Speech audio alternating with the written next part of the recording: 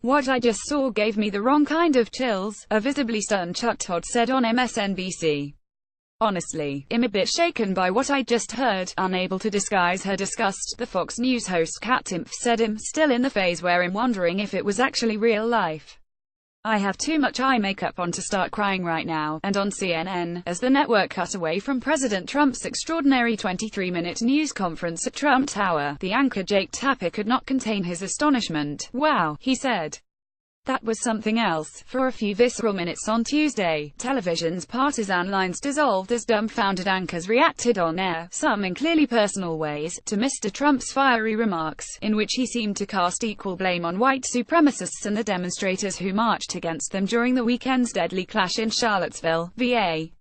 On Fox News, normally a redoubt of Trump support, the 5 p.m. co-hosts of The Specialists shook their heads, with the anchor Guy Benson saying that Mr. Trump lost me when he insisted that some very fine people participated in the white supremacist rally. They were chanting things like, "Jews will not replace us," Mr. Benson said.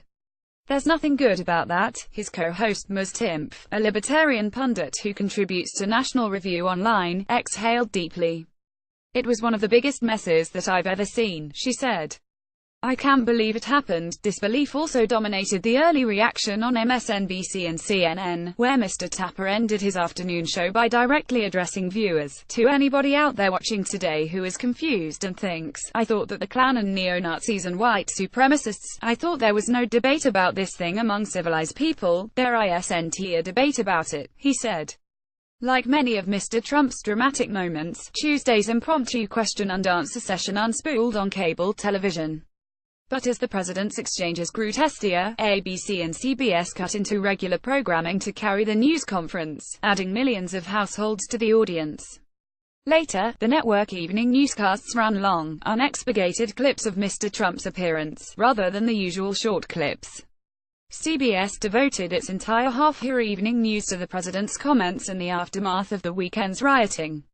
Other Americans learned of the events through online sites more sympathetic to Mr. Trump, including Breitbart News, which heralded the news conference as a triumph. "POTUS comes roaring back with press smackdown at Trump Tower," ran the Breitbart headline on the right-wing site.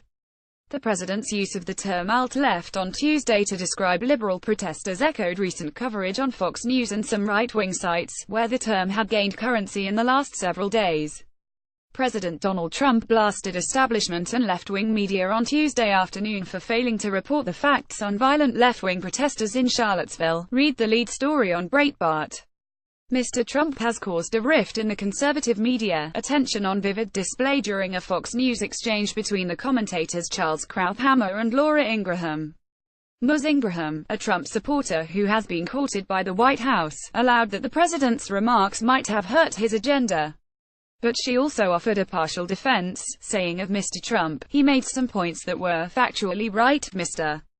Krauthammer retorted, "What Trump did today was a moral disgrace," and said that the president had broken from his predecessors who recognized the history of civil rights. "I'm not going to pass moral judgment on whether Donald Trump is morally on the same plane as you are, Charles," Ms. Ingraham replied. She added, "We have to be honest about the evil of racism and the evil of a far left that is trying to tear down both history and intimidate free speech in the country." By prime time, TV's usual divides had returned. Anderson Cooper on CNN opened his show by bluntly saying, "A few hours ago, the President of the United States revealed so clearly who and what he really is. Has any president in modern history lied so frequently and so fast as this one?" Mr. Cooper asked. Fox News had a different take.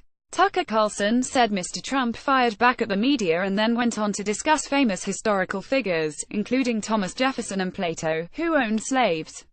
A version of this article appears in print on August 16, 2017, on page B2 of the New York edition with the headline "Woust," and cable news hosts reacted in real time to Trump.